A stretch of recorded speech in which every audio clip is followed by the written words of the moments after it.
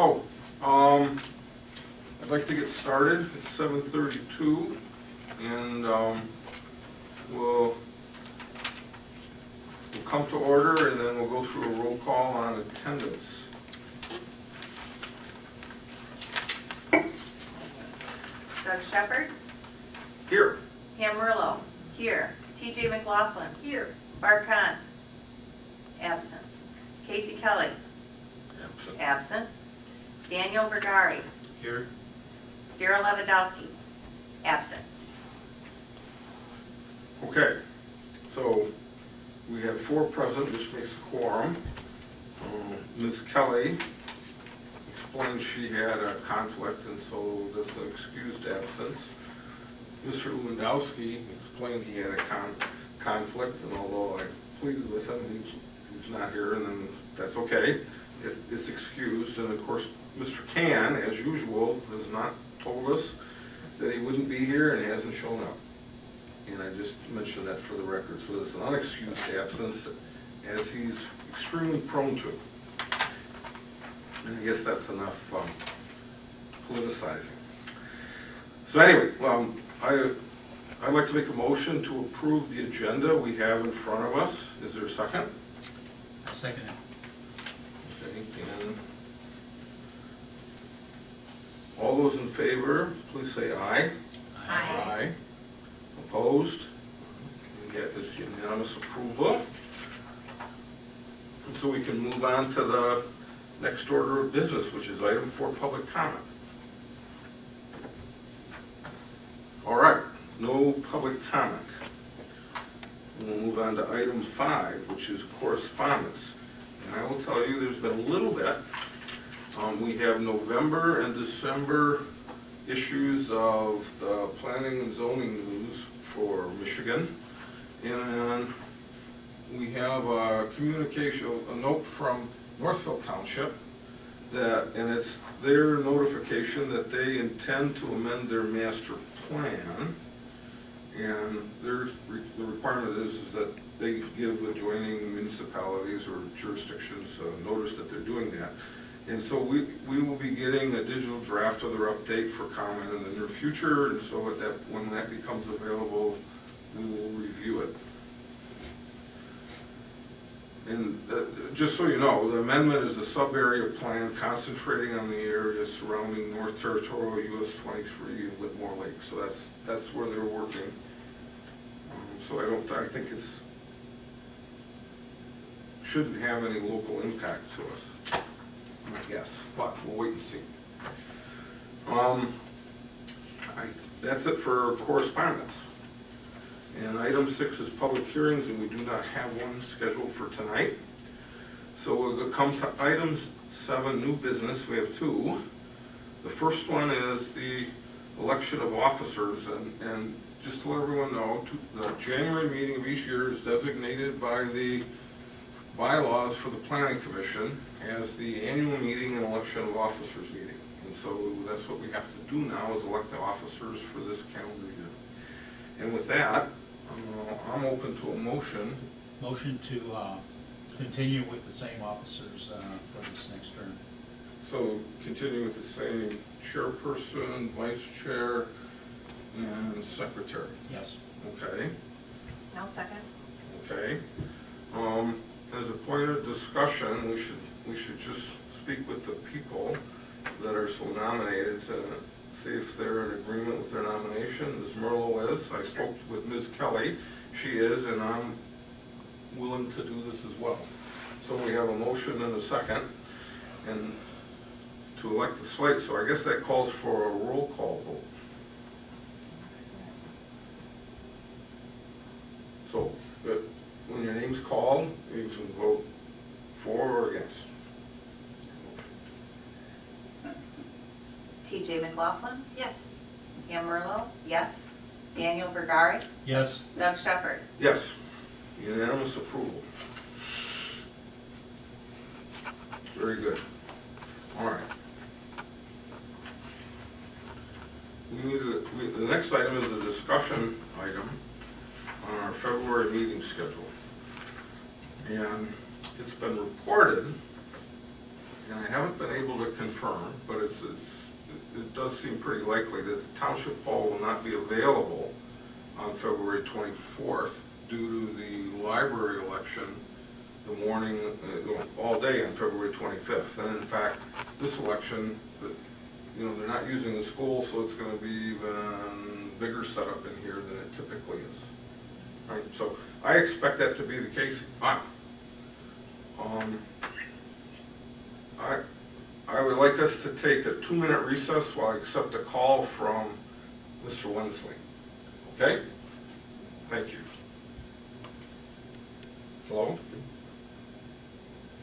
Yes. Hey. Mm-hmm.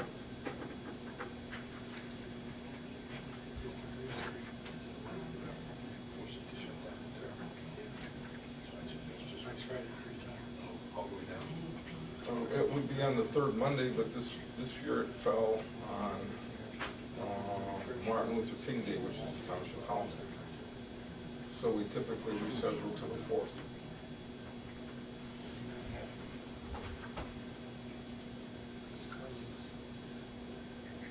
Yeah, that's the one it is, that's correct.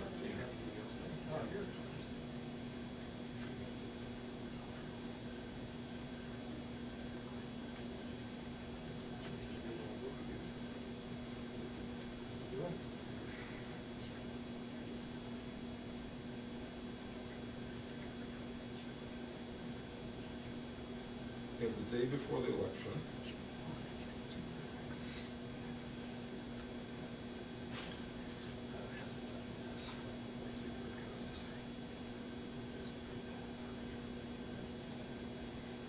Right.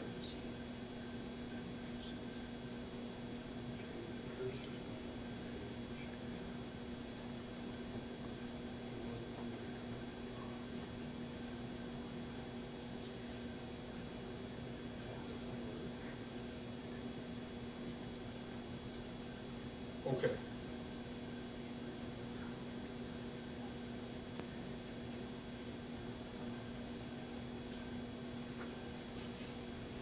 Okay, but we know what to,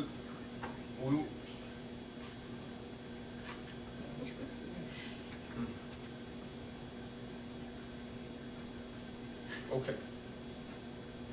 Yeah, we'll have a discussion here amongst the planning commissioners and decide what to do. I just need to confirm that. Thank you, Bill. Bye-bye. 2 minutes on the dot. Is that to get the question answered?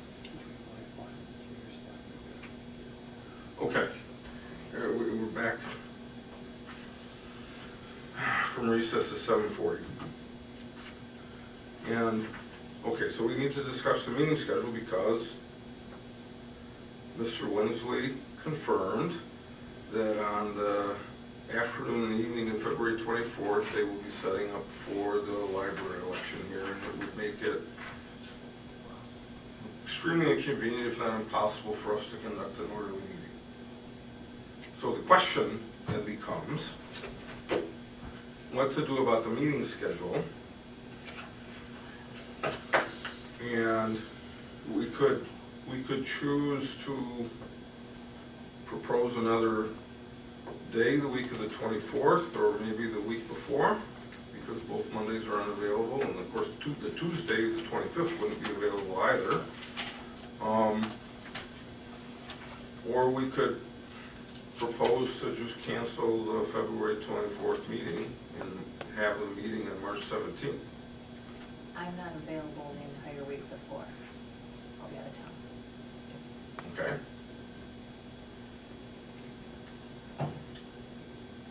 I know from a discussion I had this afternoon, we've not had any site plans or zoning requests or other such items come in yet, right? So I'm inclined with the workload we have, which is to get after the zoning ordinance in an orderly manner. I'm inclined to say that can wait until March 17th, and that I would propose we cancel the February 24th meeting. I don't have much available.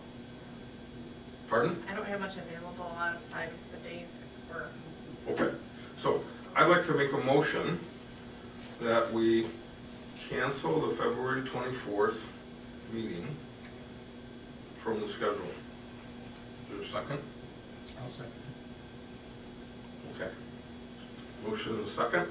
All those in favor, please say aye. Aye. Any opposed? None. Unanimous decision. And we'll make sure the notification goes out. Thank you. All right, we're moving along. Item 8 now, the old business items in the master plan. We have 2 segments here. But we're going to devote some time to commercial land use in the current master plan, and to employment center land use is called out in the current master plan. And what I'd like to do here is I want to start the discussion with the professionals giving us an overview and a little bit of guidance as to what the main elements are. I want to make sure the planning commission members are looking at their copy, and this is a good start because there's not too many pages here. And then after we've had some interaction between the planners and the planning commission members, then we'll take orderly questions or comments from the audience in attendance, and we'll work our way through this. Now, they'll correct me, I'm sure, or amplify a little bit, but basically what we're doing is we're required to conduct a review of the master plan on a 5-year schedule, and we've begun that process. We're beginning it tonight. And we're going through it by reviewing the key sections, and we're trying to come to an understanding if there's a compelling reason to do it, what I would call a deep dive into that section of the master plan to understand in detail, is it still appropriate, or what compelling reasons have come up for it to be modified, and then if we get to a point where we determine there is a compelling reason for modification, there's another process that would follow that we would go through, which involves generating proposals, and then conducting a public hearing and going through all the official steps of a master plan review. Yes, Mr. Howe. Before you get started, maybe just a suggestion, you don't have to take it, but with 3 of your 7 members missing, you're going to have to get them back up to speed on whatever you covered tonight. So instead of maybe getting in depth on this, you've already said that next month you're going to postpone the meeting date, and because there's nothing really important. Maybe tonight should just be just a real quick overview, and don't get into it, because you're going to have to re-get into it again at a later date for the other 3. No, it's an interesting thought, but with 4 of us present, we have a quorum.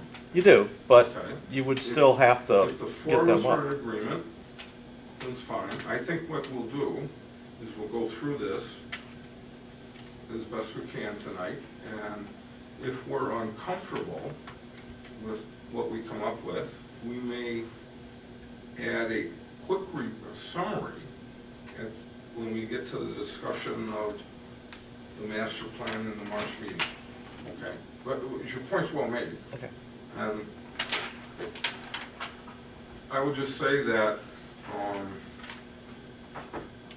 the planning commission members knew that this was the agenda, and they have made plans to not be here, so I'm going to at first assume that this doesn't concern them, right? Although we will check for understanding on that. Okay? Well, So, we have 2 sections to go through, and I'd like to turn this over to the experts to kind of guide us in the discussion here. Mr. Nan. Well, thank you. As we talk about this as a 5-year review. The planning commission has the option to simply look at the plan and determine that it's wonderful and doesn't need to be updated in any way, and that can be the conclusion of the 5-year review. The commission can also find that there is a need to make changes ultimately, as the chair said, to dive deeper into the document, perhaps study some parts of the plan in more depth. Tonight we're looking at the commercial and employment center or industrial activities. But this plan is a policy-based document. These two sections, Part 8 and Part 9, lay out the policies of the township related to commercial activity, related to industrial and employment center activity. And so Part 8 and Part 9 are mostly text. You can see a number of policy statements there. And then the whole plan ties back to, if we turn back a few pages, turn back to page 18. The whole plan ties back to this land use strategy map. It's map number 2 that lays out the overall land use plan for the township. And so as we look at these sections, I would encourage you to refer back to this map. The other map that will come into play is in Part 10 of the document for commercial land use primarily, but also some employment center. And that's the urban service district map for the Gottfriedson and M14 urban service district, and that's on page 111. So those are just two visuals to keep in mind as we're looking at this. These, I guess my suggestion would be to take them one at a time, take a look at Part 8 first, and as I said, we're really looking at the policies that are set out here. We have on page 61, the first page of Part 8, we have 5 areas of the township identified that are kind of commercial nodes of activity. And then as you go beyond that, it then begins to talk about the character of commercial in the township, and the character of these areas, and the both existing character and then what the township wants to see happen. And so as you move through Part 8, you're basically moving from what do we have to what do we want. And so that would be my suggestion, is to take a look at those policies and have discussion about whether they're appropriate, whether there may be something that needs to be adjusted, as the chair says, whether you need to dig deeper into it or not. Mm-hmm.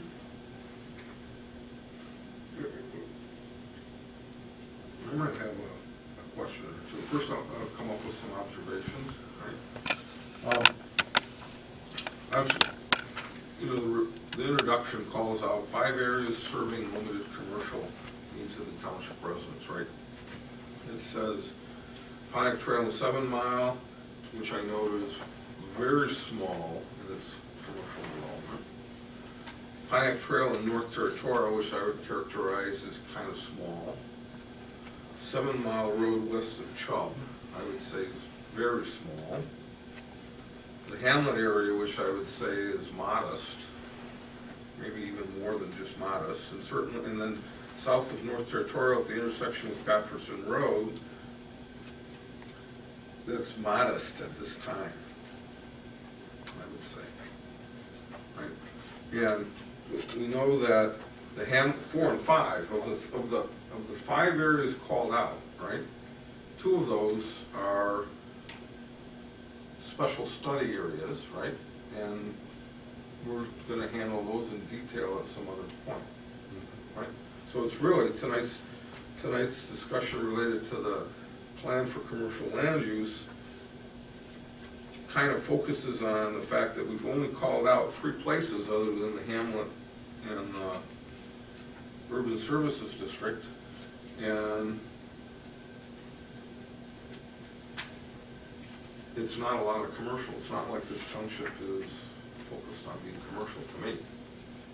And I would add one more. In our report, our December 13th report, we did note that there has been interest in the area of Pontiac Trail and 8 Mile, basically north of the library there. there. That was on page 2 of your report. Page 2 of our report.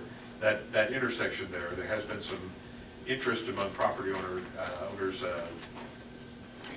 No, nothing firm. No, we certainly haven't seen any applications for a site plan or anything like that, or rezoning. But there has been some interest about looking at the possibility of doing something more with that property.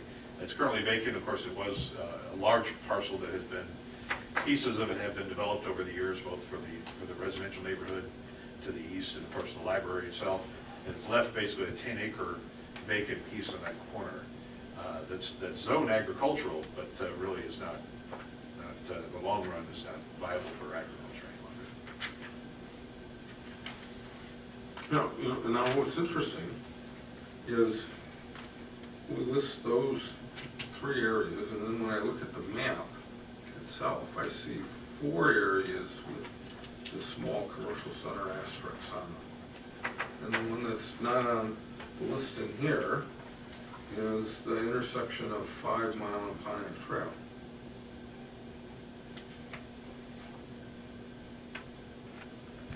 And I suppose, I read through the section, and I suppose that that's recognizing that there might be a business there, and there may have historically been some businesses. There's some Brownie signs or whatever, okay? Yeah. And it must be recognizing that there's some commercial property there in terms of what's, That was historic. I'm sorry? That was historic. Yes. It was recognizing that intersection that did have some commercial, but it was some time ago. And you're right, that's the intersection with the Brownie signs. And, that activity, not a great deal of other types of commercial on that intersection, but that was the main reason from a historical perspective. Mm-hmm.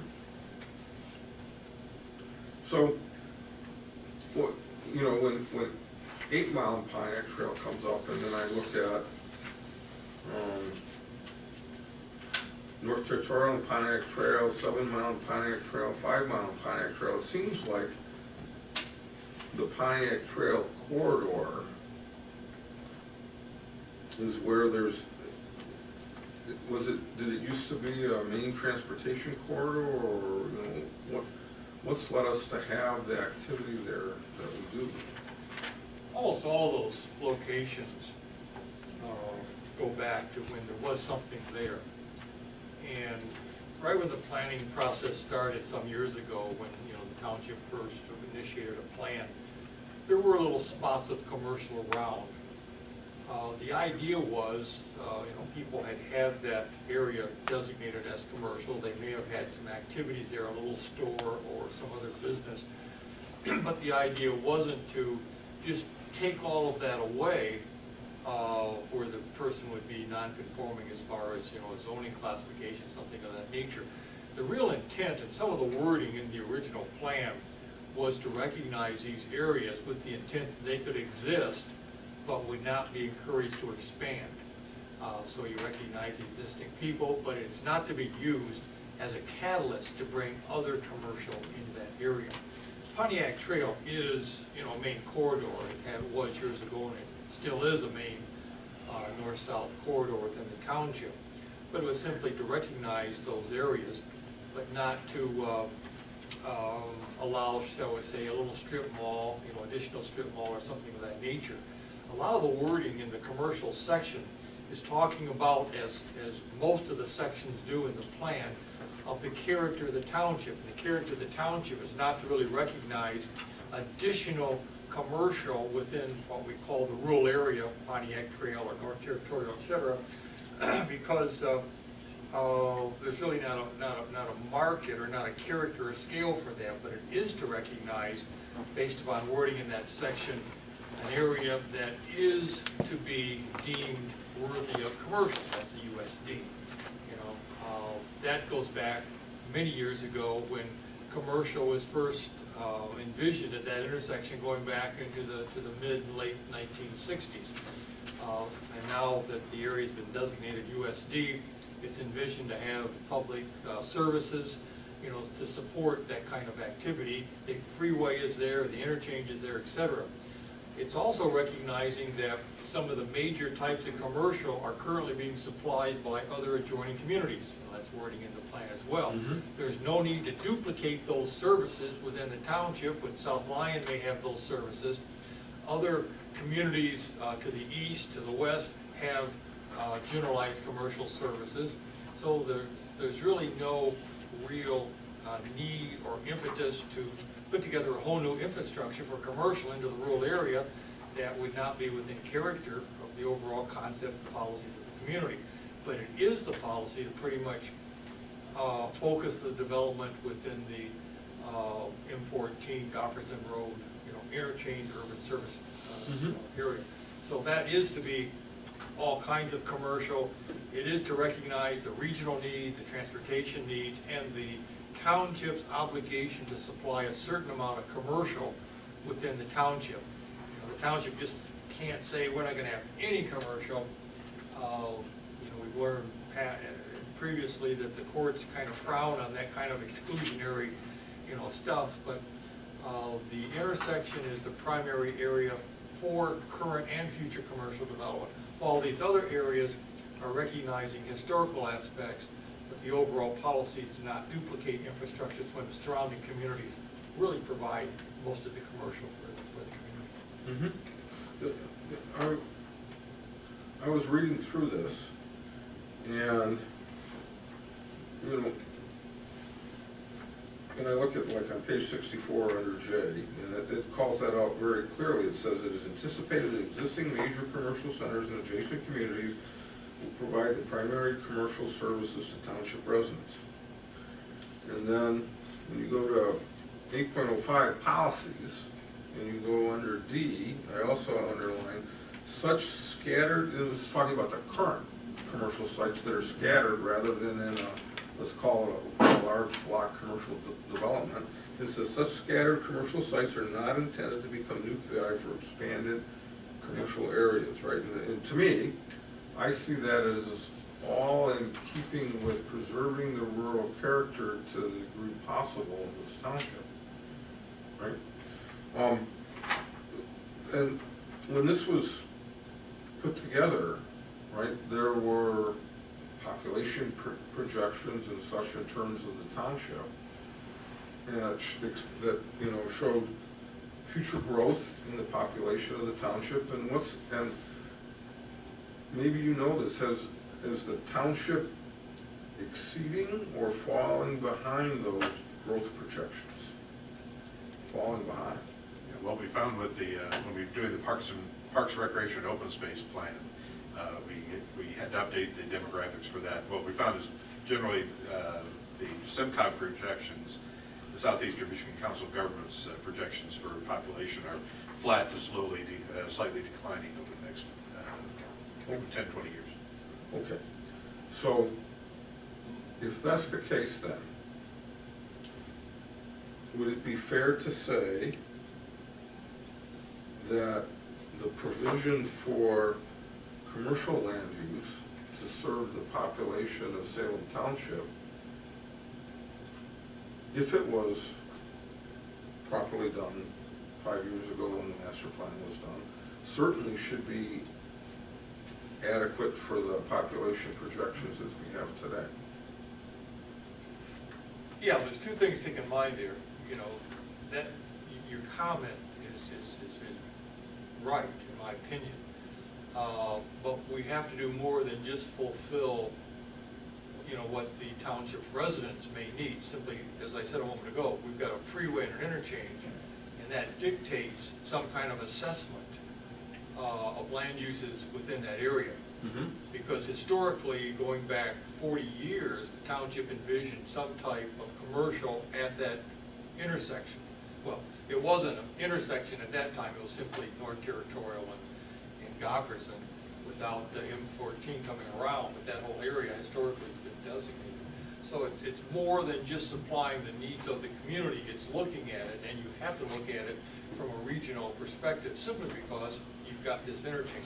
That does not mean... Okay, but maybe I should clarify. I'm only speaking with regard to the 3 or 4 areas outside the urban services district or the hamlet. Right, I didn't want it to be a generalization applying to those two. So, and I didn't mean to stop your answer, but I think That's you were fine. thinking maybe I was talking about the larger problem. In reality, smaller. those small areas, Yeah. you know, when the plan was originally put together some years ago, the concept was that as time went on, those areas may simply not be around anymore. And I think that if you look at all of the little spots along Pontiac Trail and some of the others, some of those little spots of commercial that did exist are not as prominent or do not exist today. You know, some of the other changes like the store down here, there's, you know, the store up here, down in Territorial and Pontiac Trail, you know, there's a store there, there used to be an ice cream shop, flower shop, and all that sort of stuff. It's just kind of existed. So you're correct. That's Yes, I mean, my personal observation is the activity level in the commercial establishments there, you know, in these outlier spots has diminished compared to 30 or 40 years ago. And I don't know the driver for that, but it may be the concentrated services locations just outside the township that draw in the majority of the business. We're going to do it at the end.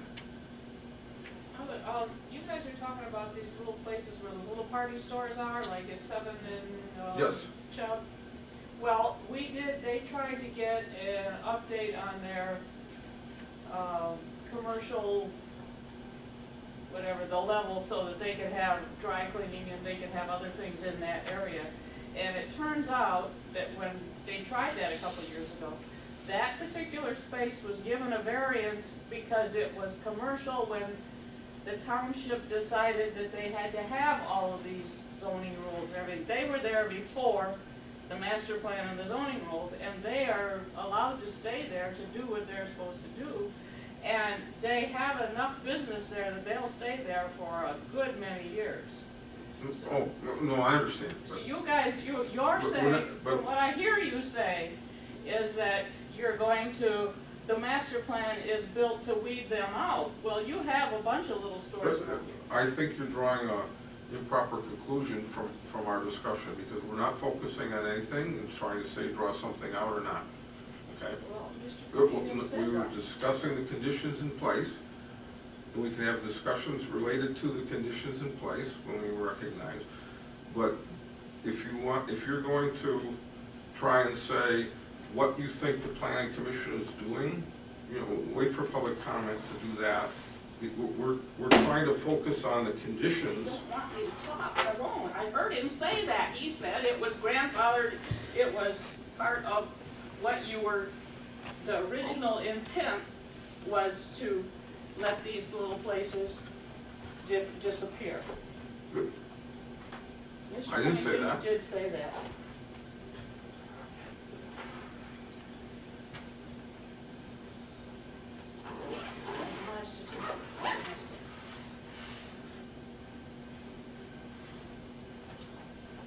To where were we? We were talking about whether the activity level along the Pontiac Trail corridor is increased or decreased versus 30 or 40 years ago, right, from a commercial perspective. You know, And that's just an observation. It may or may not be relevant to whether you need to change the master plan. But, you know, it's interesting, Pontiac Trail, commercial activity historically is developed along the major transportation routes. Pontiac Trail was at one time the transportation route to go from South Lyon to Salem Township to Ann Arbor. I mean, that was the road you took if you were making that journey. And so in some ways it was the freeway of the day. And so it's not a surprise that that's where commercial activity developed along those intersections. And even the intersections along Pontiac Trail where commercial exists correspond to the east-west routes. You know, Territorial is, of course, a very major regional arterial in terms of historically anyway. And 7 Mile is the route if you can go from the hamlet to Whitmore Lake. You know, so you can kind of see how those areas became a focus of activity from a historical sense. With the advent of the freeway system and other changes, it changed the character of commercial, and that's one of the reasons why we have the urban service district, is actually responding to that changing conditions that developed when M14 came through. But there have been some interesting changes in the Pontiac Trail over the years. The Pontiac Trail is actually a very busy road still, as evidenced by the plans that the county has to put a roundabout in at 7 Mile. The challenge is it's busy at rush hour. It's a morning rush south and an evening rush north, and that is conducive to creating certain environments for commercial, but it's pretty tough. You have to, in terms of commercial, it's which side of the road are you on? Are you a morning coffee shop place, or are you an evening pick up your pizza and head home kind of a place? It's not very conducive to developing a solid commercial node of activity. And I think that's probably why these areas that do remain have remained at a fairly low level. I think one thing I would like to clarify, the question about trying to weed these things out. These areas are zoned for the activity that's there. They've not been changed. The zoning has never been changed. They're recognized in the plan as being existing commercial, and in the policy statements to say that they are allowed to remain. So the plan does not in any way suggest that the township is actively seeking to weed any of them out. It's the issue is basically that as things evolve, if they do go away by decisions of private property owners, that the plan recognizes that it's appropriate to convert them to some other activity, whether it's residential or whatever that may be. And so I think, in that sense, it certainly is not a document that's trying to weed anything out at all. All right, great.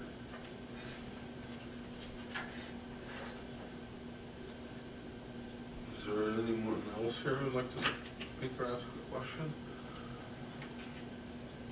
I don't want to carry the whole discussion.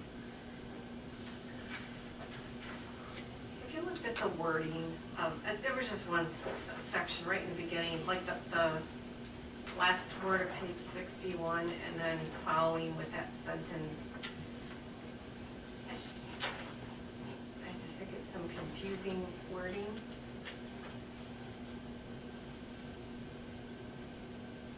It doesn't make it very clear. Starting with, not to provide for the grower shopping needs.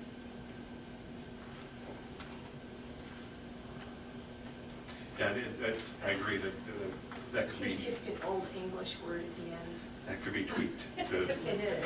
It's just this sentence right here. It's right there now. It's just this instruction. It's a little awkward.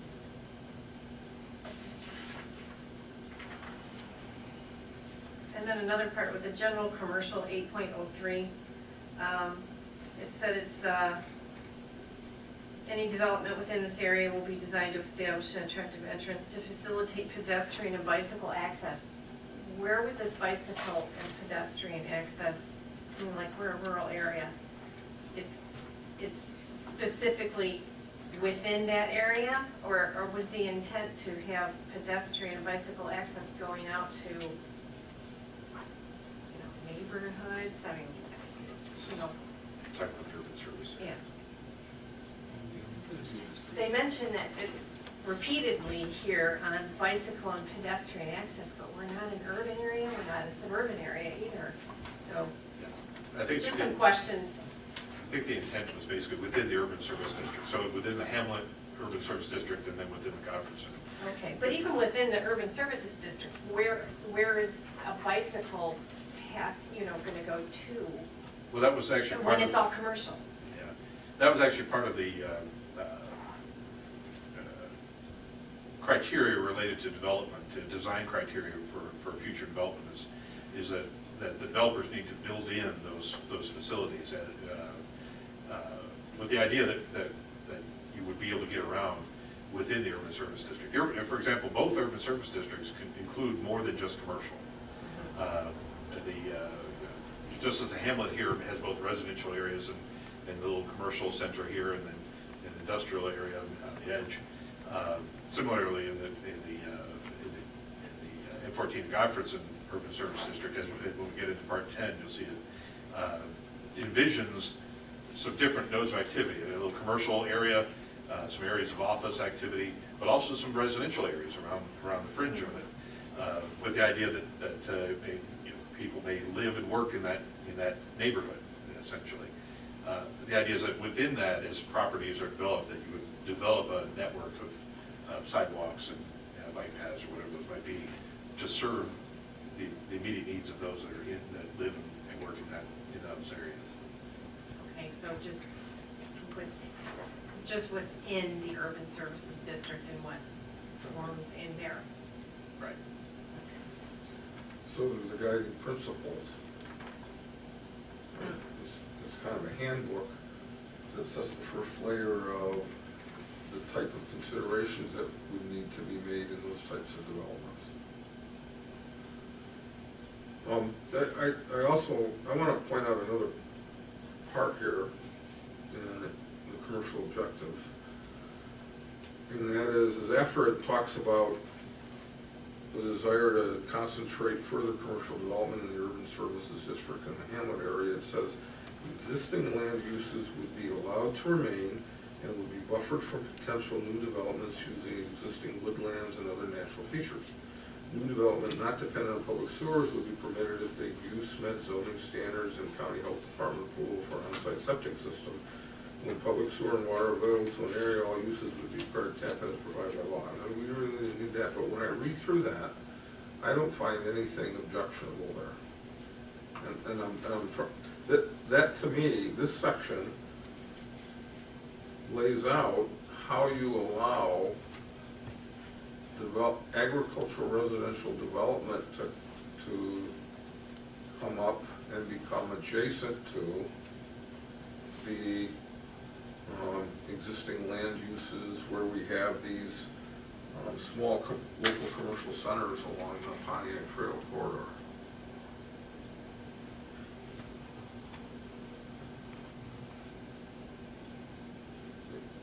To me,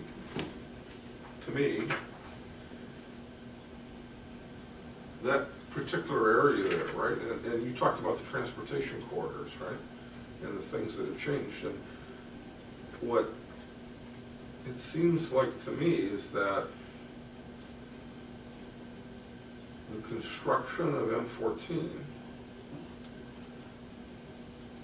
has reduced the cross-regional traffic on North Territorial Road to a significant degree. Right, and now it gets, because the whole regional population has increased, it's gone up some, but that the heavy hitting when you're going east-west is still 14. I would say that's a fair statement to make, yes. The character of the traffic on Territorial has changed pretty significantly. You have more recreational and more folks traveling home, but more in the median area rather than regional out to traveling long distance, using that as a through route. Before M14 was created, the only way to get out west was, 7 Mile Road was a major transportation route, east-west, North Territorial, and then Plymouth Ann Arbor Road. Right. And that was it. Mr. Chairman, one of the things is that 14 runs southwest, North Territorial runs northwest. So there are people that still prefer to take North Territorial because if they're at the northern end of Ann Arbor, and it's pretty heavily traveled yet. I live off of North Territorial. It's still pretty heavily traveled.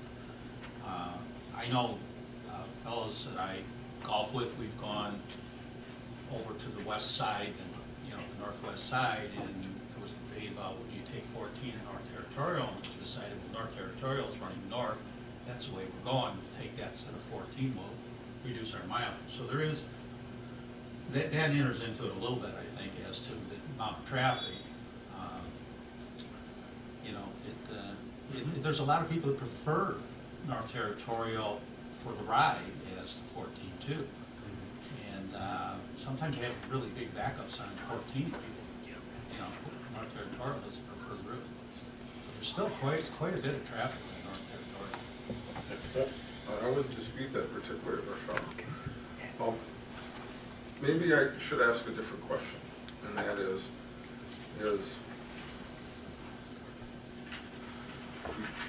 because a road is used as a byway for people traveling from point A to point B, and I think of a number of state highways in the Upper Peninsula, in North Territorial in its own senses, it can be a way to get across Salem Township. Are byways like that necessarily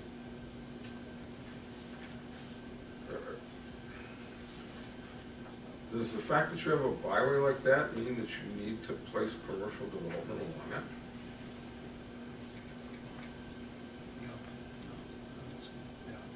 Just because there's traffic passing by, you don't have to. That's correct. That's correct. If you take Territorial over I-94 going west, there's numerous intersections that do not have commercial. And the surrounding area does not justify it. The number of activities that other changes take care of that kind of need. So no, just because there's a major crossroad or intersection or something of that nature does not necessitate a review for any type of development. No, it's just a roadway that accesses other roadways. And I think that's what we've identified here.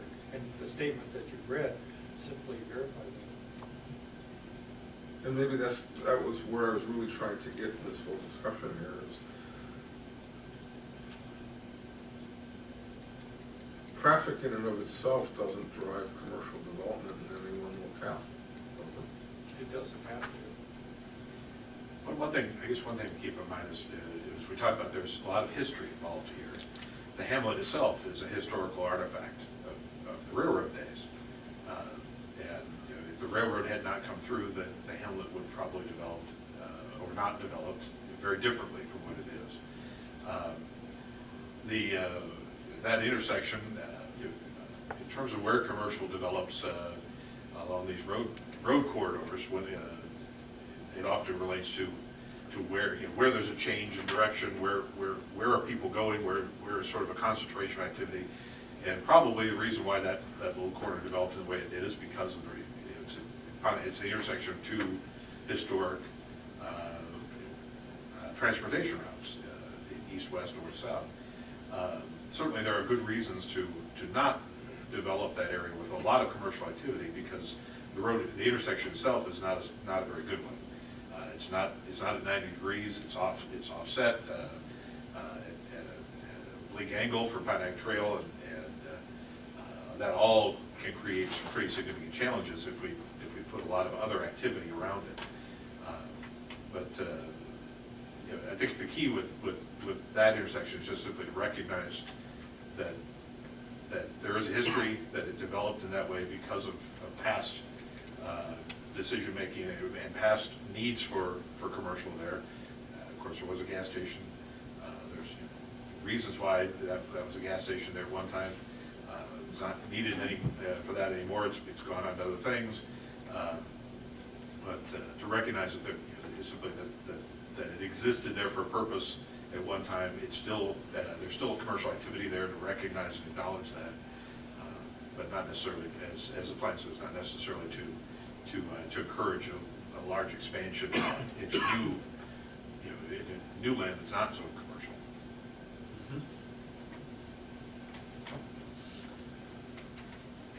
Okay, good. Well, in the report, you talked about, under Part A, the two elements, size and mix of future land use plan for Pine Neck Trail North Territorial Road commercial area. Why would we want to do that evaluation? You know, because you gave some thought to it, and maybe you could just explain that in a little greater detail. Because I think that's what we should hear. Yeah. In looking at the commercial, I was sort of putting on more of the economic development hat, and that is, we have these areas, they exist, that the commercial activity in and around that intersection exists there. There are some buildings that are no longer used for commercial, that have been commercial in the past. And so the question is, what, if anything, can the township do to perhaps allow what is there, the existing facilities, to be more viable in a way that they're an asset to the community? Maybe there's nothing. Maybe continuing what we have is the appropriate policy to take. But that was really the gist of it, was to say, is there something more that we should be looking at for these areas? Maybe it's a change in the mix of land uses that are permitted there. Maybe it's to turn it in a different direction from a straight commercial zoning. That was simply the notion. Is there something that we can do to help that area be stable and be an asset to the township into the future? So that's the notion of the evaluation. Okay, so if I think of that area, I suppose at one time it was quite busy commercially, or somewhat busy, and it depends on your scale, I suppose. But, I mean, what's there right now? There's a market on the northwest corner of the intersection. There's a small commercial stand on the northeast corner. There's a dentist's office on the southeast corner. Right? And then as you go, let's say, southeast, and as you go south to the southwest, we go by the Romanoff complex, which has fallen into an awful lot of disuse. And then there's been vacant commercial land in the center of the Dixboro Road, North Territorial Pontiac Trail triangle and it's been that way forever. Right. And then surrounding all that, I mean, what changes have taken place in the last 30 years? You know, just in the grand scheme. My observation is we've added a church or two. Not in Salem Township, but across the street, right? Across Dixboro Road. Northwest Township. We've discussed a church further south on Dixboro Road, and then there's been a lot of residential infill, more than anything else, right? If you look there, because the agriculture and the agriculture residential that would have been around there has gone away, right, from that little nucleus, and has become residential oriented, in my view.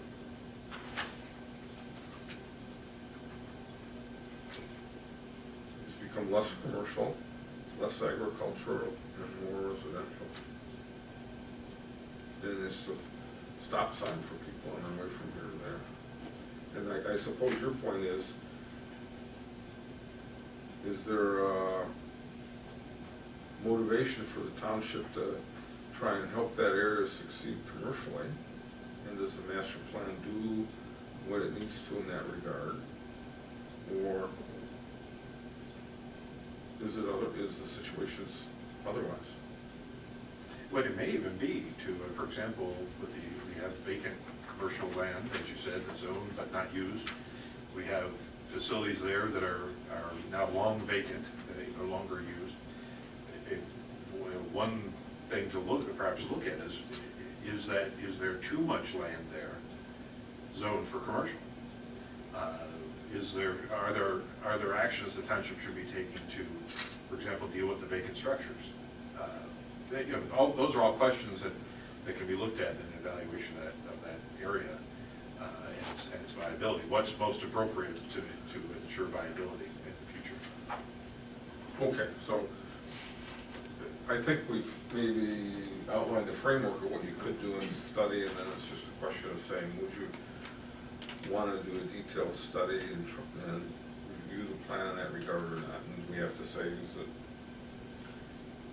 I don't know, maybe we have to say, is this urgent and something we feel a need to dive into or not as a group? Otherwise, status quo, otherwise we would, you know, kind of leave it as it is. And so I suppose if we would want to do a deep dive into that, we would have a motion from one of the people up here to say we should do that, or we won't be off pursuing that study, which is fine. Because again, this is all of us as a group trying to decide what we think we want to do, and maybe we want to give the other planning commissioners a chance to weigh in if they choose to show up at the meeting in March. I'm sorry. I have a question. Well, I'm getting tired of some of the attendance issues. Okay, and so I suppose we say, yes? I have a question that was kind of along the lines of what you were talking about. Okay. My question. Yeah, go right ahead, dive into it. I was, and you can stop me if this, I don't expect an answer, but just a thought. I was curious about the size of the urban service district in regards to, because of when Showstat was coming, they wanted this big giant thing, and we kept saying, no, we want something small, and I said, but it's big, this is what you intend. And I'm thinking, and then we kept saying, no, we want something small. But when we look at the size, I was curious if maybe that's not what are our intentions as a community? And should we look into that? Because it was kind of a fight, and we were talking about trying to have them do a PUD, to make things small and neighborhood and residential. So I'm wondering, if there is some confusion there as to our intent in the urban services district, as the way it's laid out is maybe not appropriate for what the community intends it to be. And maybe that's where some of the confusion is coming in from the other big developers. Oh, I'm absolutely certain we're going to need to do some detailed discussion related to the urban services district.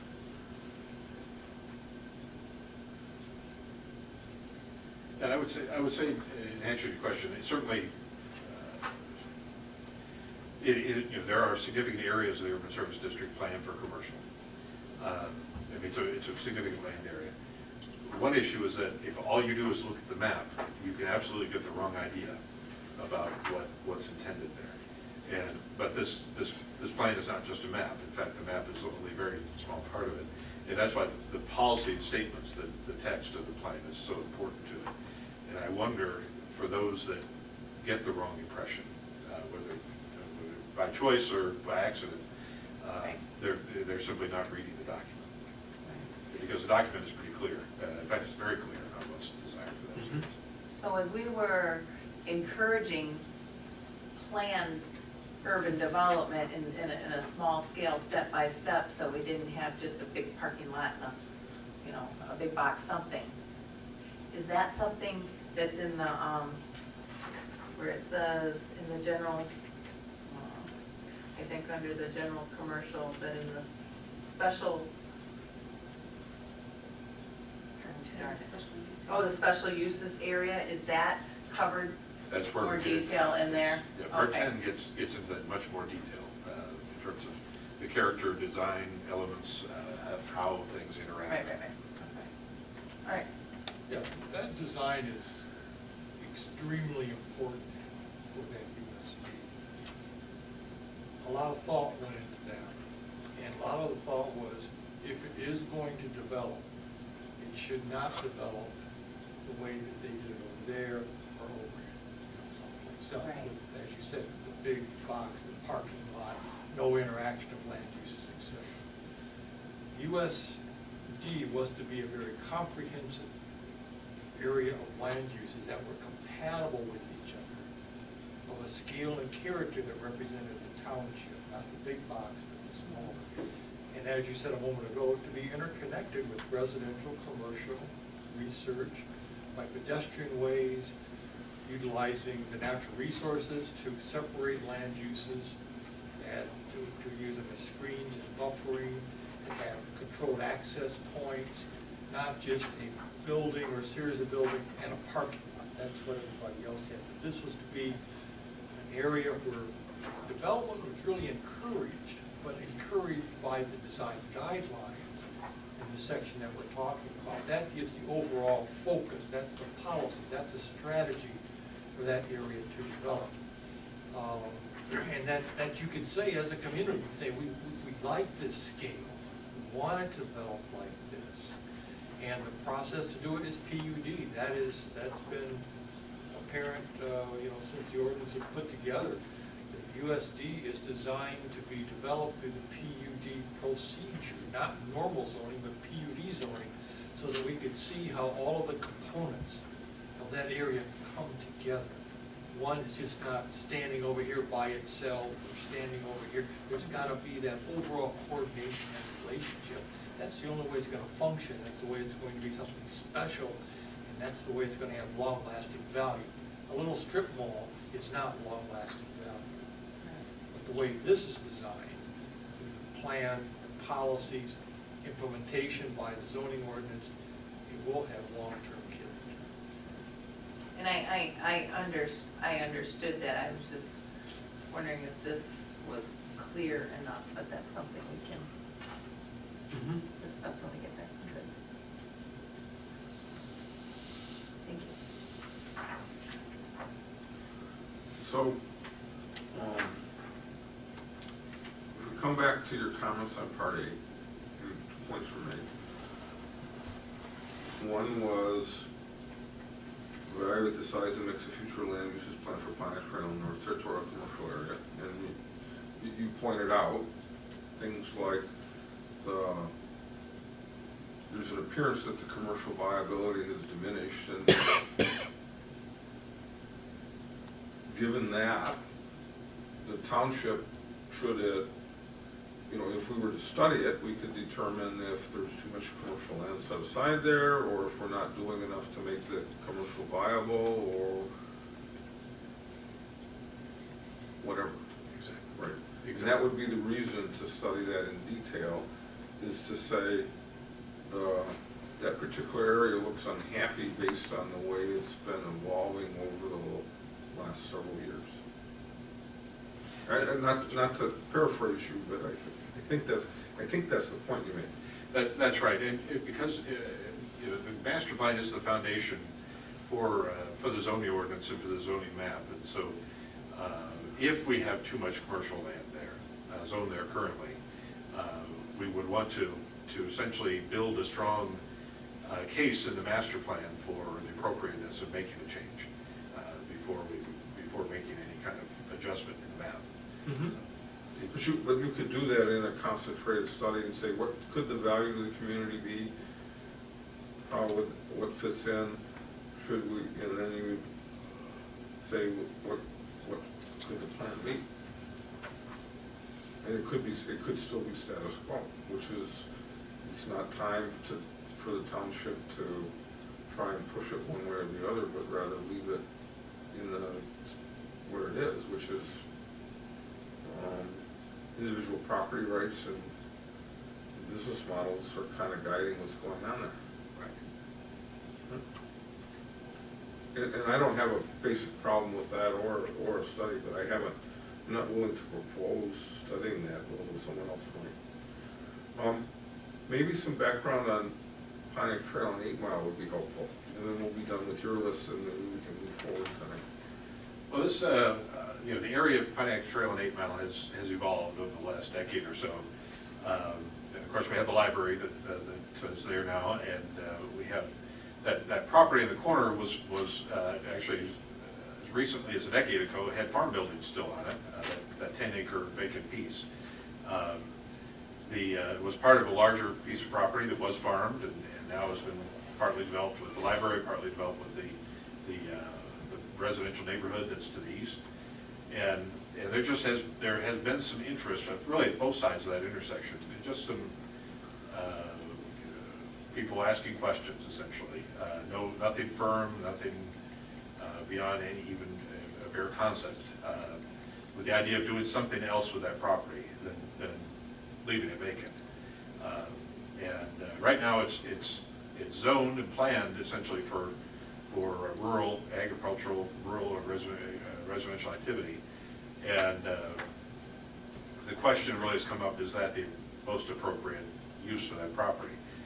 This, in some sense, may be premature. This may basically be to let the planning commission know that we've had some interest in doing something else with that area, that intersection.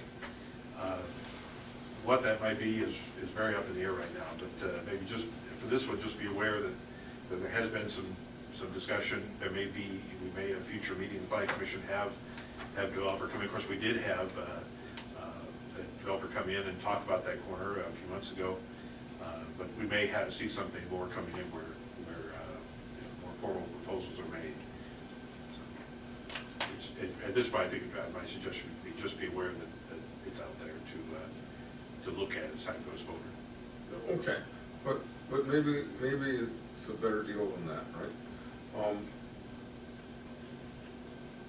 The situation we're in right now is we have the plan that says it's agricultural, residential, or whatever. And the developer comes forward with something that isn't compatible with that. And we have certain tools as the planning commission to kind of deal with that request. But it's the set of tools you have. Maybe it's an unlimited set of tools and you can do anything you want as a solution.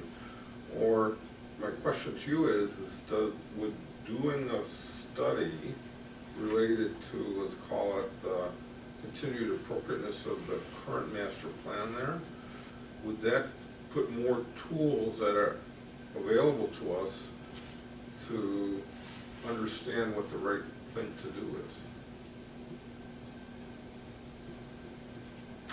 is? Does that question make sense? I mean, maybe it's just because you take your own initiative, you have more time. Maybe you can do, can you know, because I don't know what would be involved in a study to try and understand the question of what's appropriate to do there. Well, it may be something, maybe one option would be to look at the Pontiac Trail corridor itself, you know, and do a study that deals with all these little nodes of commercial activity, and look at it sort of from the broad view along the entire link. I'm not sure that there's a need to do a study that specifically applies to this one piece or two pieces of property that are at the immediate corner there at this point. Certainly if a proposal comes in, somebody comes in and asks to go through the PUD process, as part of that, that issue would be studied specifically related to their proposal. But it may be something to look at the whole Pontiac Trail corridor and consider what's appropriate in terms of commercial along that corridor. And I don't know, kind of, not having been around when anything like that's been done, I don't know what, you know, just if that would be like letting the genie out of the bottle. Because we have zoning along that section, right?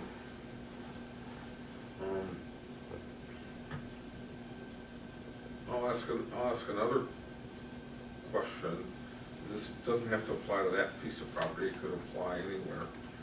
But if you have a proposal for a developer to do something that's not allowed by the site-specific zoning that's in place in the master plan, basically doesn't recognize what's proposed, but rather says that this is what's compatible. What tools what approach would a developer take to propose that in a way that the planning commission would be able to consider their proposal might be appropriate, even though it's different than what's spelled out currently?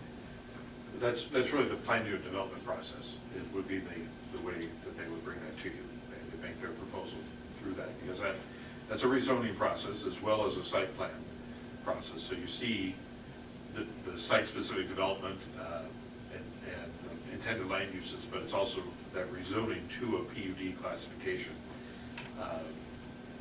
They would, essentially, if that's not in keeping with the master plan, it would be up to the developer to make the case as to why it is more appropriate than what the master plan envisioned, or what the current zoning is for the property. And you as a planning commission would be making a recommendation to the township board related to that. And of course, as we dealt with rezoning, the rezoning case we had last year, as part of that, you're looking at the findings of fact related to rezonings and looking at, is this an appropriate action to be taken? What the findings of fact relates to, are there changes and conditions since the master plan was developed that warrant this change, even though it's not consistent with the specifics of the master plan? So you would, the key would be the developer would have to make the case to you that what he's proposing is appropriate and consistent with the overall goals of the plan, even if it doesn't meet a particular policy or is not entirely consistent with the future land use plan. Okay, so then, I'll take it just a little bit further, and that is the difference between the two is, if you went through the process where the planning commission initiated a study and said, oh, something different might be appropriate, then they're kind of inviting a particular type of development, if they were to change, what's spelled out, versus working through a process with a developer on a site-specific basis, and if a proposal works out real well, then allowing it to proceed as a PUD. Right, so one way you're reacting, and one way you're potentially inviting, right? Yes. And so the whole question would be, in my mind, is, does this township want this planning commission to invite certain types of development in some areas? Right? Other than what's already spelled out. I don't know, like, the gentleman that came in kind of just to test the waters about putting some little shops in there. Right. And my first thought was the empty shops that continued north along Pontiac Trail in those little strip malls, where the old marketplace used to be and the hair salons. So I don't know what else would go there. But I guess that depends on the customers who's going to present something, right? That's right. You mean, For 8 Mile. The other side. Yeah, the other side, by the library. Can't imagine what would go there. Well, so you get into hypothetically, you get into the question of, do the people in Salem Township like empty fields versus developed properties? They tell us they like empty fields. Because right now it's an empty field. Right?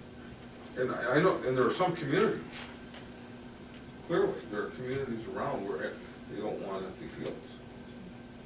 Right? I don't know for one of those. Yes? Let me add to that. You guys are getting into some good stuff.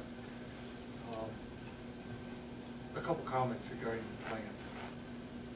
The document that you have here are well thought out policies that the commission has said, this is what we want the future of the community to be like. These land uses. And that's a very solid, formidable policy that you spend a lot of time doing. So if somebody comes in with the zoning, the first thing to consider is it compatible with our master plan? And somebody comes in out in the middle of the country and says, I want to build a commercial shopping center or something, obviously that is not, in most instances, compatible with your plan. They've got every right to propose it, but your plan policy should dictate it. You should stand solid on those plan policies. That we don't want it at that location, we want it at this location here, our plan talks about it, it gives a strategy, et cetera, et cetera. Then the second level of that seems to me that you have designated certain areas for certain types of development. Not just the overall word development, like you mentioned, should it be an open field or should it be developed?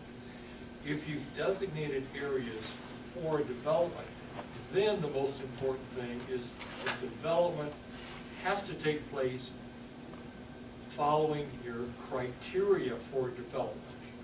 You know, it's just not development, blank check, come in with, you know, what you want, but it's development, and I hate to use the words again, but I will, it's a certain type of development that has the character that you have talked about in this plan. It's just not a huge box development or something of that nature without compatibility with other land uses like we talked about in the UST.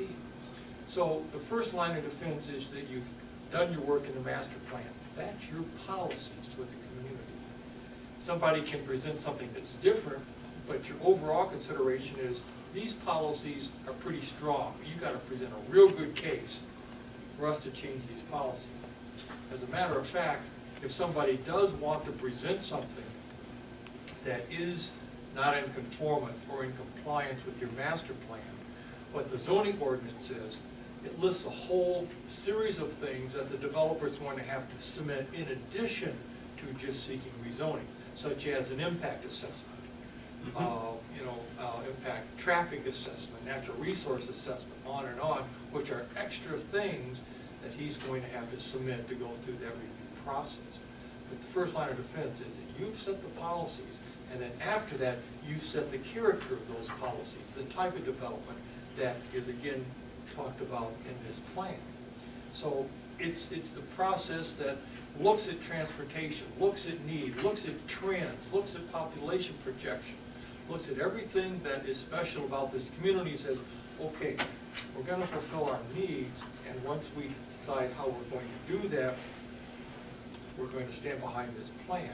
And simply PUD is simply a process that will come in and say, this is what we want, and we're going to show you right up front what we want, how we want it, and how it complies with those design criteria that's in the plan. Not just any kind of development, but the Salem Township type of development.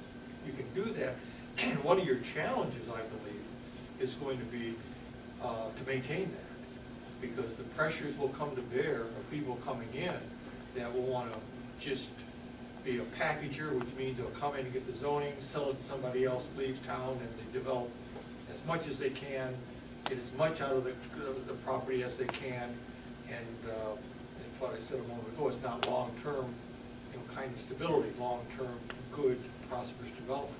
But having the plan and standing behind it is probably the most important thing this community can do, because if things turn around, the economy or whatever, there will be people coming in, small, large, etc. But they all have to be in compliance with the policies of the plan and the procedures upon which development can take place. The PUD, the design guidelines, preservation of natural resources, a density of development, a character of development, things of that nature. Very important to look at. Okay, so I'm getting a better understanding of what we could do. One way to formulate a question, or a thesis for a study might be to say,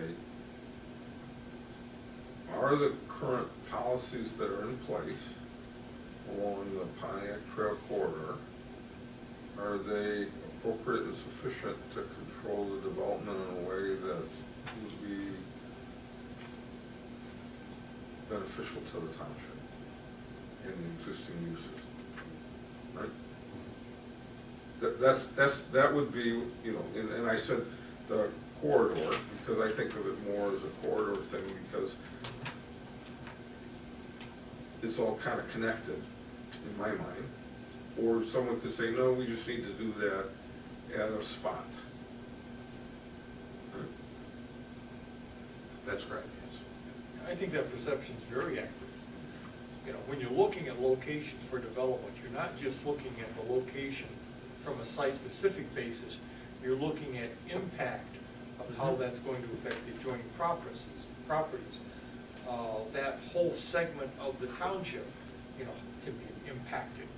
We talk about precedents, you know, once you get the camel's nose in the door, you know, it might lead to things that you really don't want to get into. So the precedents can be things that are very difficult to control. Okay, so such a study would not only identify, you could identify what we're trying to protect along Absolutely. that corridor and how. And That's why, correct. by the way.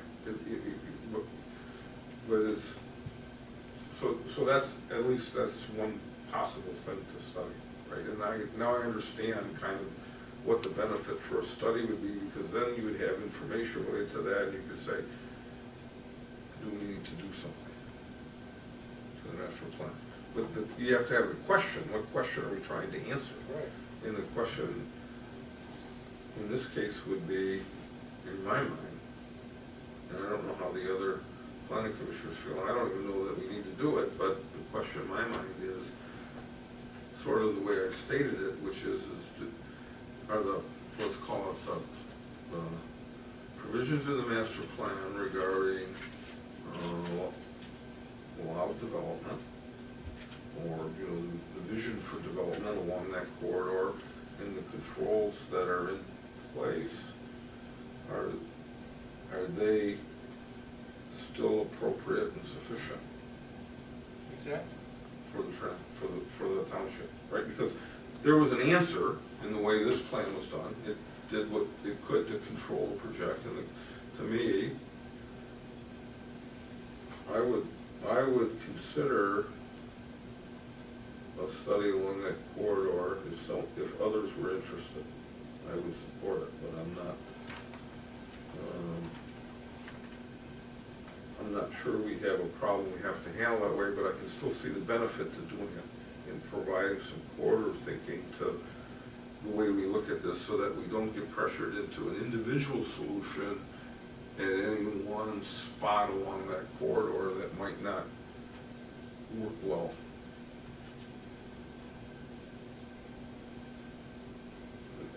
I've learned a lot tonight so far. So I don't know how other people feel, but we were gonna talk about section 8 and section 9 until we were exhausted and take action or not. And I'm personally, I'm about exhausted with section 8. Is there anyone who wants to continue on that? Good. I just have some questions about putting the cart before the horse, or the horse before the cart. I mean, you're talking about mostly commercial interests, I would assume. And then, in one sense, you're saying we have more than enough zoning for commercial, that maybe we have too much. And I'm trying to get it in my mind about the study. If you're gonna have a study, is that gonna make a proposal, or not a proposal, but a recommendation is what I wanted to say, for the whole corridor, to how it should look, you know, as a comprehensive approach, you know, so that nothing is negatively impacted. And would you make recommendations then about making changes? Is that what? That would be, typically, a study would ultimately have a series of policy recommendations if there was something to change. I mean, the recommendation maybe there's nothing to do right now, as the chair said. But it would basically study the areas. Now, the scope of the study would be basically what, as the chair was saying, we need to kind of firm up the scope, and I think that the description, the statement that was made is a good scope to work from, because we're really not looking at, if we're looking at just commercial activity along that corridor, we're not looking at the entire corridor. You know, there's a lot of that land that's not commercial, but looking at it as a corridor that historically had commercial in a number of places, the idea would be just to evaluate that along the whole length and make recommendations where appropriate along for areas within that corridor. Specifically, what prompted the idea of the study? I mean, I guess that's what I'm trying to reach for. In other words, what prompted this Well, I mean, idea of looking at this? What, our report that we wrote in December was just to essentially, get your feet wet about looking at the master plan and some things potentially to consider. In terms of commercial, it was really passing through that area. As we go through much of go through the township, we're aware of the township, we all see these areas and use them, patrons of some of the businesses. I'm familiar, obviously, as we all are, with that intersection at North Trail, Pontiac Trail. I remember going to the ice cream stand as a kid. I remember going to that gas station when it was a gas station. My parents stopping there as we were going out to the lakes from Plymouth. So it has certainly changed significantly from what it was 10, 20, 30 years ago. And whenever you have physical things that are changing to the extent that they have, that then brings to bear, is there a need to reevaluate what we're doing there? Do we need to make an adjustment based on these shifts in how things are happening in those areas? That's So the changes prompted the idea of the study. Okay, I understand now. Just a familiarity with the community and their observations, Sure, sure. as we all do, right? Mhm. Okay.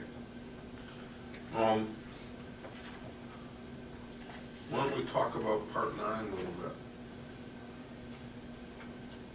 bit? In the part 9, it deals with industrial technology employment center land use.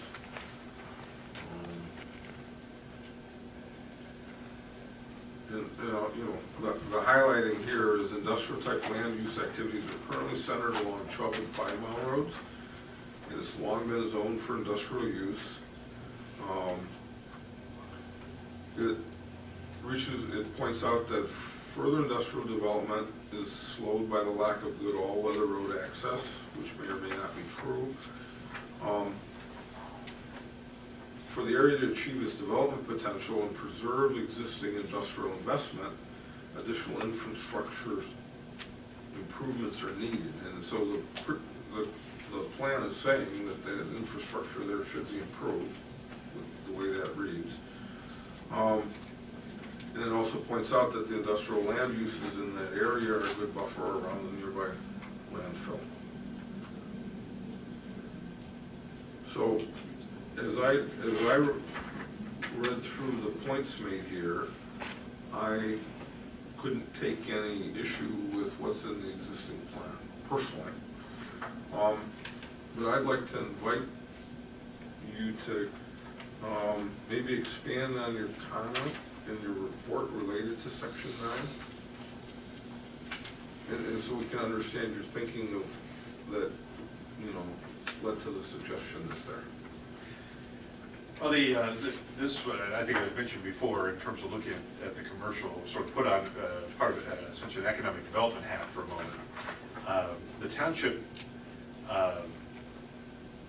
has set aside a significant area of land for industrial activities, and it's in an area of the township that's very appropriate for that, because the relationship to the landfill, relationship to the railroad, as mentioned in the plan about the most significant issue is the road network, and that creates some limiting factors related to development there. The county and the state of Michigan have both become, over the last 2 decades, have become much more active in the economic development game, in terms of become much more active in trying to attract new industrial facilities, warehouses, manufacturing operations, and other industrial businesses into the state. And one of the things that's come from that is this area has benefited, Washington County in particular has benefited from that in terms of new operations that have headquartered within the county. And there's actually somewhat of a shortage of industrial land, vacant or underutilized industrial land in the county for new operations. And so if the township is inclined, you can become more proactive in working with these existing outside agencies that promote economic development and promote these sites and try to connect businesses to property, essentially, and build into the master plan a more proactive approach to economic development and encouraging these things to happen in the areas planned for industrial in the township. It is something you don't have to do. Again, it's something where, just as we talked with commercial, it may be completely appropriate to simply recognize that these areas exist and let them develop at the pace that they're going to develop. And when there's for example, at the road network, when there is a user that wants the all-weather road, then they create the all-weather road. That's more reactive process, but it's equally valid to do if that's the preferred policy of the township. So we were just suggesting that we have options and can become more connected in with the economic development infrastructure that the state and the county have created over the years. Mm-hmm.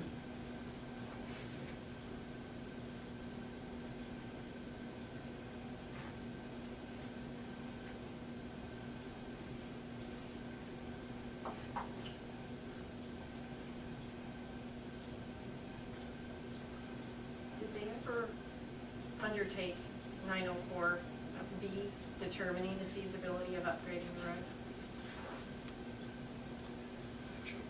Yeah. No? Nothing of any substance that I'm aware of. So I know it's been talked about. I'm just wondering if there's something that's in here that was put in here for this 5-year plan and it wasn't done.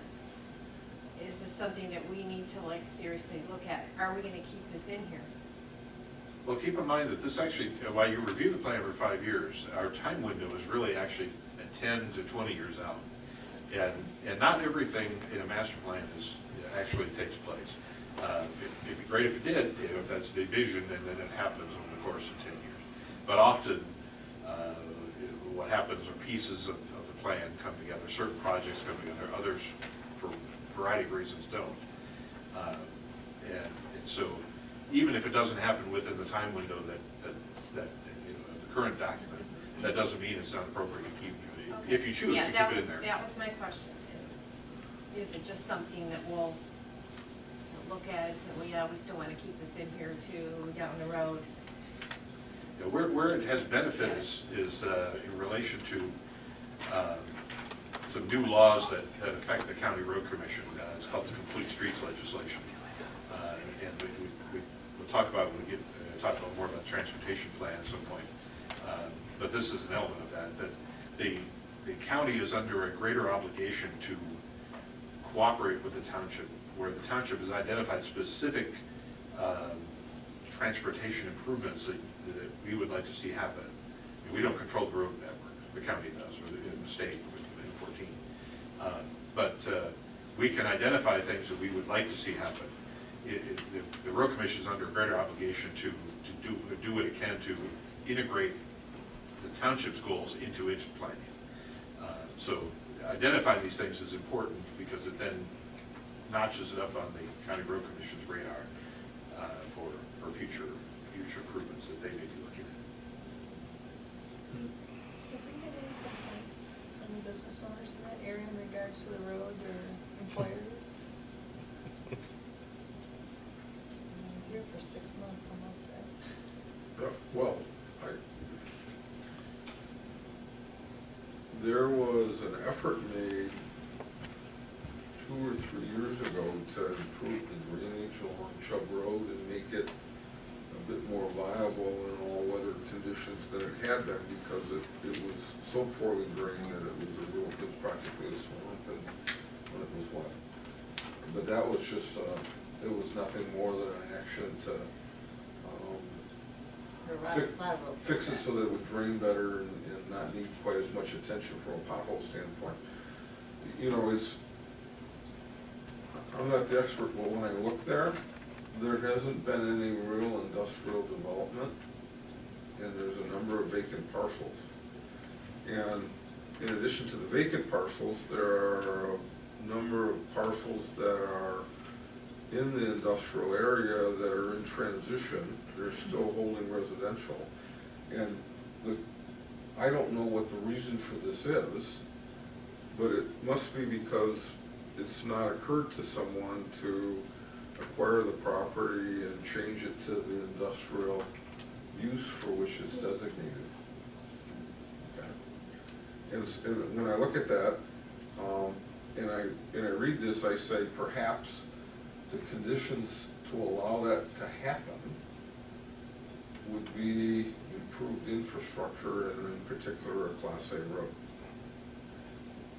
And so what we have right now is this kind of mixed thing, and the types of businesses you have there are what you get when you have the conditions you have.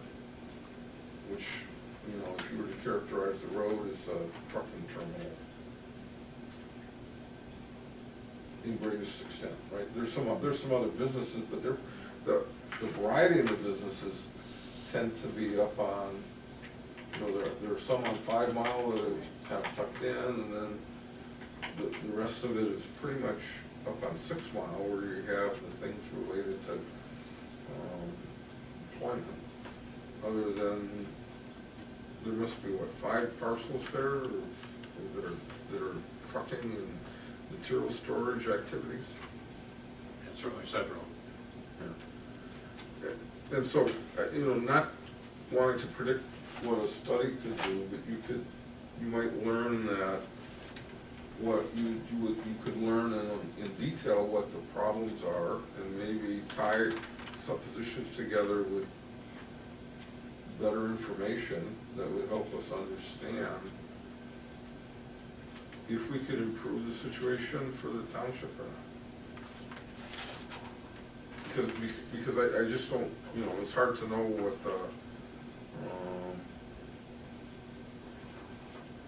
all the interested parties want there.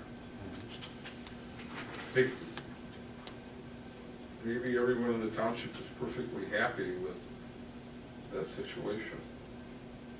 But then again, you might only be happy because you don't know what a better alternative is, and you won't find that unless you study it and say, here's what it could be. And here's how, you know, what's the problem? The extent of the problem right now, is there evidence of a problem? Perhaps. It's not clear, but it doesn't look like industrial areas in other places that aren't that far away. Right? I mean, you look at the industrial Plymouth Township, that's 2 miles away maybe, and there's nice industrial development there that provides a lot of employment opportunities and such. If you read the master plan right now,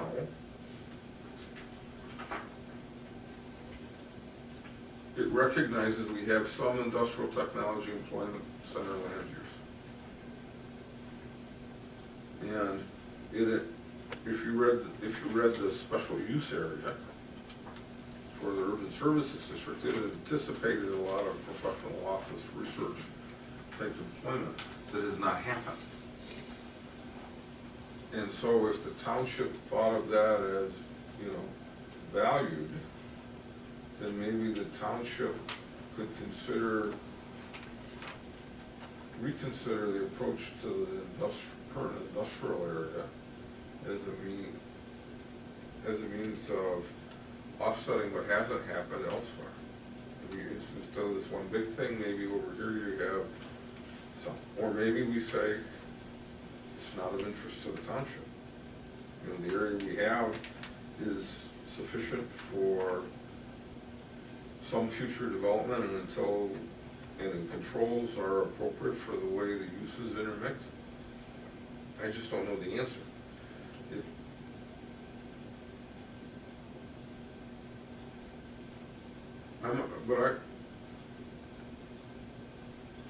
Again, I'd be interested in seeing the answer. Because I think the point in the question that was raised is valid.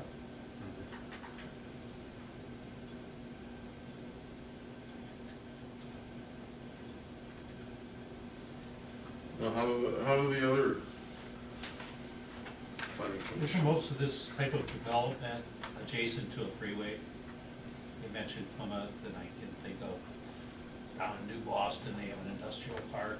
It seems like they always seem to be adjacent to a freeway, you know?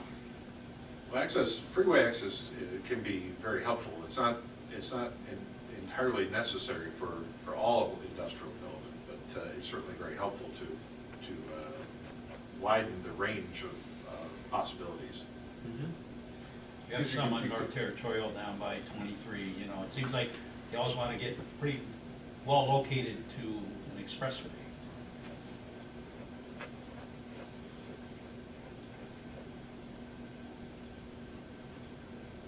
How would, talks about supporting the extension of Gottfried's and North Territorial, how would something like that even work? Is this something the county would come in and do, and we've got all this, you know, private property, and, you know, one house, which is, like, is that even something that could ever really be done? Oh, the county's had that in their plans for many years. And I think the position of the master plan is to, you know, pretty much leave it as it is, and if something is ever initiated, it'll be initiated by outside parties, and then we would address it from that perspective. That would typically be your developer is interested in doing something where that's needed. I think the comment was just mentioned about freeway access. It would say a private development project wants to see that happen, and that initiates it, then the other pieces would come into play. The county certainly would be involved. The road commission would obviously have to have access to the right of way, and there'd be property purchases, whatever those things would be as part of a project that would be proposed. So that's just another one it's been in there probably for a long time. Long time. And there would be obstacles to overcome, I assume. I mean, I looked at an aerial of it just to see what's there, and there's a lot of woods. There's woods, there's a cemetery, there's wetlands. Cemetery on one side, you know, one house, the neighborhood off, Yeah, there's a lot of things, but that's why we say. you know, which let it wasn't be- there years ago, probably. Yeah, let it be developer initiated, something like that. Mhm. They can address the problems, and work out something with the county, road commission, and then bring it before the township. Let them address those issues and problems.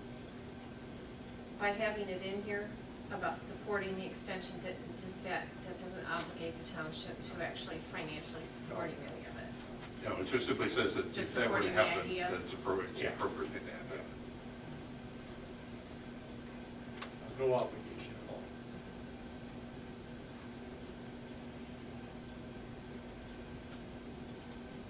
And I think, actually, that does bring up a good point. There's a number of things that are in the plan, as in many master plans, where the township has identified policies over things that we don't directly control, roads being probably the most prominent of those. And the master plan, that's the intention of the master plan, is to take that comprehensive look at all the issues involved. The township does not control all of those issues. Certainly, private property is private property. People have the ability to use their property and do certain things with it. And in the same way, the county controls the road network, and they have certain standards that they work by in making improvements and changes. But the idea of the master plan is to take that overall look at it and identify the policies that the township feels are most appropriate. And then how they are implemented, some are implemented by the township, some are implemented by private development, some are implemented by public improvements made by other agencies like the county road commission. Things can happen in a variety of different ways. Okay. I have a vision now, okay? And I'll just propose this to the rest of the people here on the planning commission. I'm trying to think of how we work our way through this, because we have a report from Mr. Nanny and Mr. Pennington that has, let's say, it calls out some ideas related to 16 sections, okay? And then we may have some other things that come up in the course of our discussion where we have other items that could be on that list of whether do some changes, no changes, whatever. And by the way, the items in those parts, a number of them is, the point made is we don't think you need to make any changes in this section. So, not tonight, okay, but after we've discussed the key areas, I think what we'll do is we'll do kind of a straw man poll with the commissioners and try and address, we'll put together a list of the things we've talked about in the greatest detail, and we'll kind of get people to classify whether there's some, you know, this is something we gotta do, there's something maybe we'd like to do, maybe not, don't bother, or absolutely don't, you know, no need, don't dig into it, and we'll just process the list that way at maybe 2 or 3 meetings down the road. Okay, is that a fair proposal? Because I don't want to do it tonight. I think I'd rather get it and see the elements in balance and try and understand where the need may be. And because we're learning as we're going along here, and we've got 2 or 3 people we're going to have to kind of bring into this process. You know, I'd say we're the pilot group tonight, and we're investing the most time. And then we'll have to be patient in the next meeting when we bring the people up to speed. But I think that'll help us have the focus, right? Similar to the zoning ordinance where we had to go through and by consensus say, do we do this or don't we do this? And so we'll take that approach, and then we'll drag the public into those discussion points. Is that fair? Very good. Okay.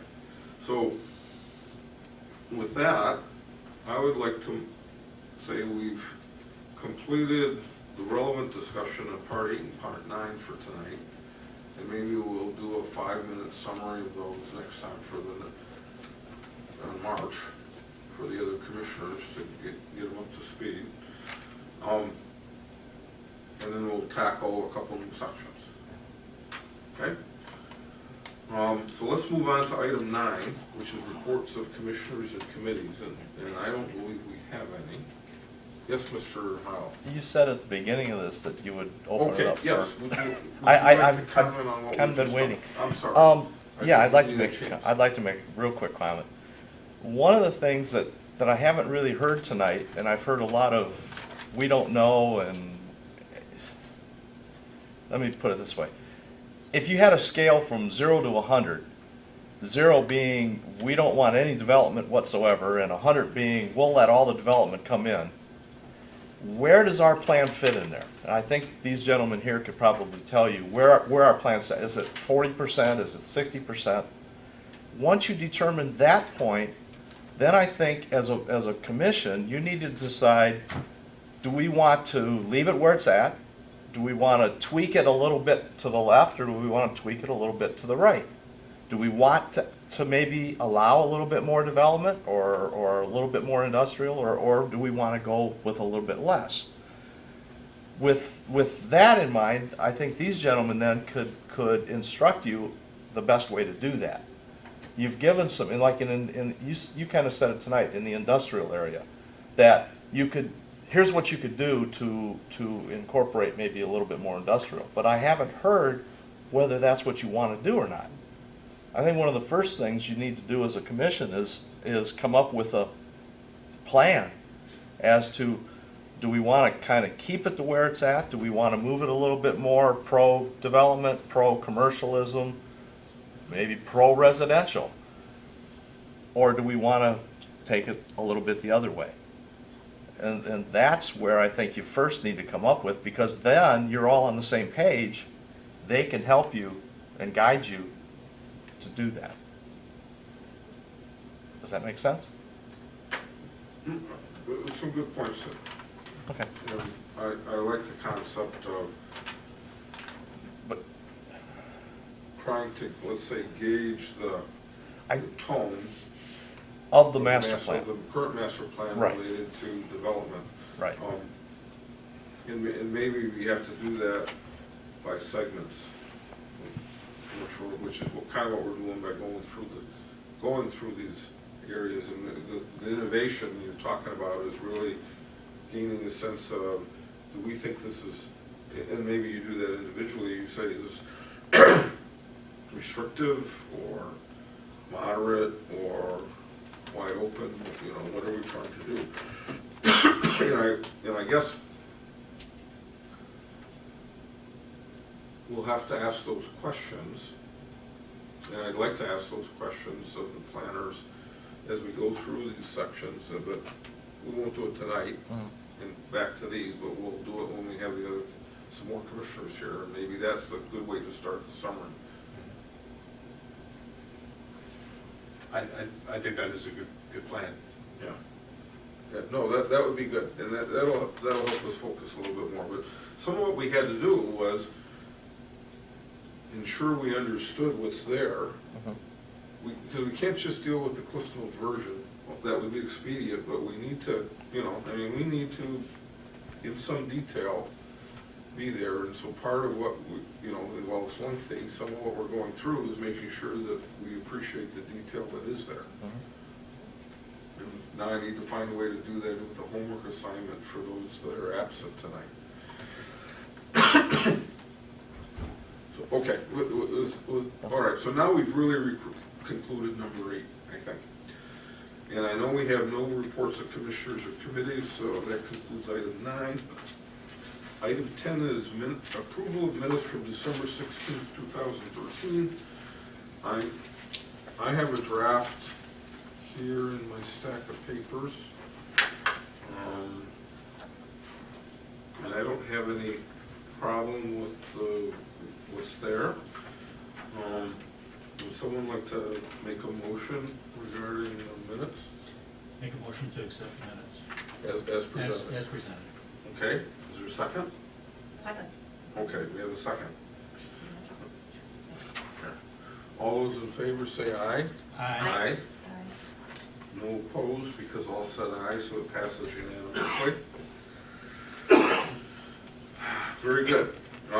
We had under reports and announcements, the announcement related to Northfield Township's notice to amend their master plan, but we kind of just mentioned, we went through that under correspondence, so we're done there. Item 12 is public comment. Anyone wish to speak? Okay, so no further public comment. We've had some during the meeting, which is very appropriate, and so we're now adjourned at 9:24 it shows. Thank you.